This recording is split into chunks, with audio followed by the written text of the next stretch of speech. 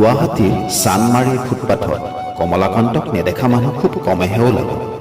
কাৰণ যোৱা 2 দশকত তেওঁ জীৱনৰ অধিকাংশ সময় কটাইছে এই ফুটপাথতে। ফুটপাথে তেওঁক দিছে জীৱিকাৰ সন্ধান, জীয়াই থকাৰ সপাহ। এই ফুটপাথে তেওঁক দিছে পৰিচয়, সন্মান আৰু বহুতো তিতা মিঠা অভিজ্ঞতা। এক কথাত ক'বলৈ গ'লে ফুটপাথ এৰি তেওঁৰ জীৱনটোৱে যেন আধৰুৱা। গুৱাহাটী মহানগৰীৰ ফুটপাথসমূহ বৰ্তমান সময়ত বহুতে জীৱিকাস্থলী হিচাপে ব্যৱহাৰ কৰিছে। আপুনি মই ব্যৱহাৰ কৰা এই ফুটপাথতে কিছু মানুহে জীৱন সংগ্ৰাম চলাই গৈছে। সেই তেনেকুৱা এজন ব্যক্তিৰ ওচৰলৈ আমি আজি আহিছিলোঁ ৰাইজৰ মঞ্চৰ ফালৰ পৰা। তেওঁৰ নাম হৈছে কমলাকান্ত ডেকা। তেওঁ কামৰূপ জিলাৰ বালিসত্ৰৰ পৰা আহি মহানগৰীৰ চানমাৰীৰ ফুটপাথত জীৱনৰ জীৱিকাৰ বাট ওলাইছে। তাৰোপৰি তেওঁ জীৱিকাৰ উপৰিও এই ফুটপাথতে কলা সাধনাও কৰিছে। তেওঁ এই ফুটপাথতে কবিতাও ৰচনা কৰিছে। আমি তেওঁক কিছুমান প্ৰশ্ন কৰিছিলোঁ। তাৰ প্ৰথম প্ৰশ্নটো কৰিছিলোঁ যে আপুনি সুদূৰ বালিসত্ৰৰ পৰা আহি গুৱাহাটী মহানগৰীত ব্যৱসায় কিয় কৰিব লগা হ'ল? আমি এসো সাধাৰণ মানুষ, টকা পয়সা নাই, নোৱাৰ কাৰণে ফুটপাথতে মই দোকানখন পাতিলোঁ, 2-1 পইচা পাম বুলি।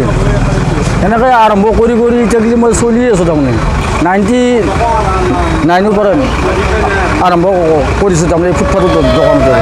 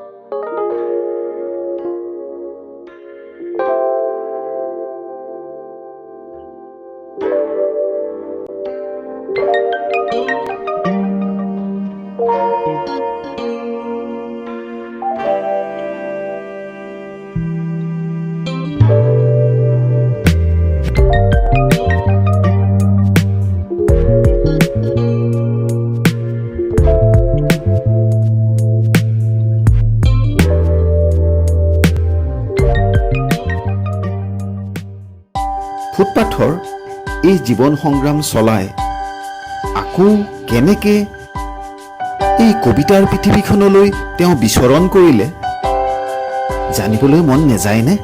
ক্লাছ 9 পৰা মই কবিতা লিখা আৰম্ভ কৰিছিলোঁ। সেনেকৈ 2-এটা কবিতা কবিতাৰ শিৰোনামা হ'ল গৌৰৱ। ঢোল পেপাৰ মাত শুনি, তাল খোলৰ বাজানা শুনি, আইৰ চৰণ চুই পৰাক্ৰমেৰে যাম আমি আগুৱাই। বৰ লোহিত দুপাৰৰ সহস্ৰ জনতাৰ ভেদাভেদ ভাঙি, হাতে হাতে হাত ধৰি আলিংগন কৰি যাম আমি আগুৱাই। দিহিঙে দিপাঙে পাহাৰে ভৈয়ামে পাতিবলৈ সম্পত্তিৰ মেলা। কুসংস্কাৰ অন্ধবিশ্বাস আঁতৰাবলৈ যাম আমি আগুৱাই। অসমীয়া ভাষা আমাৰ আলফুলীয়া, কলা সংস্কৃতি যাউতি যুগীয়াই এই দেশ আমাৰ আমাৰ আমাৰ গৌৰৱ। মুক্ত কণ্ঠে জয় আই অসম গাই, যাওঁ বলা আগুৱাই। সেইদিনা হেৰি অসম বন্ধ আছিল। তাৰমানে অসম বন্ধ থকাৰ কাৰণে মই এনেকৈ সম্পদ মাধ্যমৰ গাড়ী আহি ইয়াতে ৰাখিল। তাৰমানে ৰখাৰ কাৰণে 4-5জনমান মানুহ ৰিপৰ্টাৰ উঠিল আৰু উঠাৰ কাৰণে মই সিদিনা একো কোৱা নাই আৰু মোৰ তাতে তামোল পাণ খাই গুচি গ'ল আৰু গুচি যোৱাৰ নেক্সট দিনাখনে আহিল। তাৰমানে আৰু মই সুধিলোঁ তাৰমানে অৰুণ মহন্তক, মই 2-এটা কবিতা লেখোঁ, সহায় কৰি দিব পাৰিবনে? তেখেতে কৰি দিম বুলি কৈছিল। কিন্তু আমি জনাত তেওঁ অসম ভাষা গৌৰৱ আঁচনিৰ অধীনত লেখক সম্বৰ্ধনাও লাভ কৰিছে। তাৰ বিষয়ে কিছু কথা জানো আহকচোন। যিহেতু মই পেপাৰ মানুহ, 10টামান বজাত আহি মই ইয়াতে দোকানখন পাতোঁ। তাৰমানে পাতি কিনে তাৰমানে 2-এখন পেপাৰো চাওঁ। চাৱাৰ পাছত তাৰমানে এডভাৰটাইজটো পালোঁ। তাৰমানে নেটত পাবা ফৰ্ম দুখন ফৰ্ম দিব তাৰমানে নেটত। তাৰপৰা মোৰ ভিডিঅ' তাৰমানে ফৰ্মখন ফিল আপ কৰি দিছোঁ। তাৰমানে ফৰ্মখন ফিল আপ কৰি দি মই জমা দি আছিলোঁ 2খন কিতাপ আহিছে। কমল সুভাষ কমলৰ পাপৰি। আমি তেখেতক সুধিছিলোঁ তেওঁৰ এই জীৱনটো লৈ তেওঁ সুখী নে? এতিয়া আৰু সুখীয়ে তাৰমানে আৰু কাৰণ কিয় বহুত পালোঁ তাৰমানে।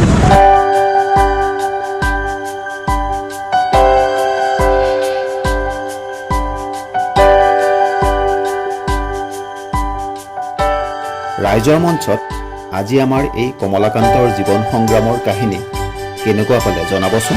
ৰাইজৰ মঞ্চ চাই থাকিব প্ৰত্যেক শনিবাৰে। ধন্যবাদ।